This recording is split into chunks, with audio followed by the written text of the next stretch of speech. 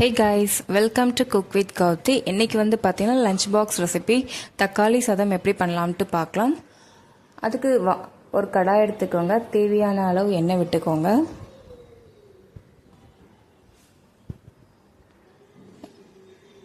எண்ணெய் சூடாகட்டும். கடுகு போட்டுக்கோங்க. நெக்ஸ்ட்டு வந்து பார்த்திங்கன்னா கடலைப்பருப்பு உளுந்து ஆட் பண்ணிக்கோங்க. ஒரு 4-5 ஆட் பண்ணால் போதும். நீங்கள் உளுந்து கடலைப்பருப்பு அதிகமாக சேர்த்துக்காதீங்க.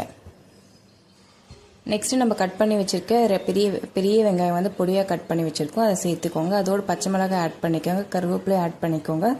அப்புறம் 4 வந்து காஞ்ச மிளகாய் கட் பண்ணி ஆட் பண்ணி சேர்த்துக்கோங்க. வெங்காயம் அதிகமாக வதக்கக்கூடாது, ஸோ நீங்கள் மஞ்சத்தூள் ஆட் பண்ணிக்கோங்க. நம்ம 4 தக்காளி பெரிய தக்காளி எடுத்து கட் பண்ணி வச்சுருக்கோம். நீங்கள் பெரிய தக்காளி எத்தனை வேணுமோ, எத்தனை பேர் இருக்கீங்களோ அதுக்கு ஏற்ற மாதிரி சேர்த்துக்கங்க. நான் 4 பெரிய தக்காளி சேர்த்துருக்கேன். தக்காளி வேகத்துக்காக உப்பு போட்டுக்கோங்க. உப்பு போட்டு மூடி வைங்க, தக்காளி வேகும். இப்போ பாருங்கள், தக்காளி தோல் பிரிஞ்சு வந்திருக்கு. இந்த தக்காளி சாதத்துக்கு வந்து பார்த்தீங்கன்னா வெங்காயம் ரொம்ப வதக்கக்கூடாது.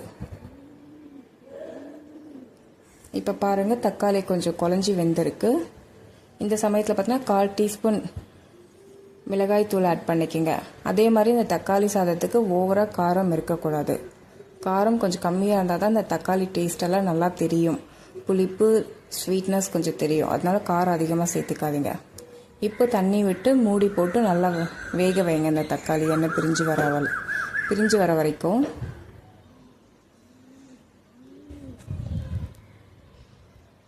இப்போ பாருங்கள், எண்ணெய் பிரிஞ்சு வந்திருக்கு தக்காளி சாதத்துக்கு.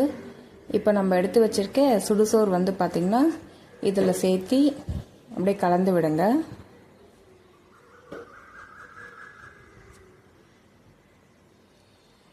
கொஞ்சமாக நெய் சேர்த்திக்கோங்க. நான் நெய் வந்து பார்த்திங்கன்னா ஃப்ரிட்ஜில் ஸ்டோர் பண்ணியிருக்கேன், அப்படியே எடுத்து சேர்த்திக்கிட்டு. ரைஸும் வர சூடாக இருக்குது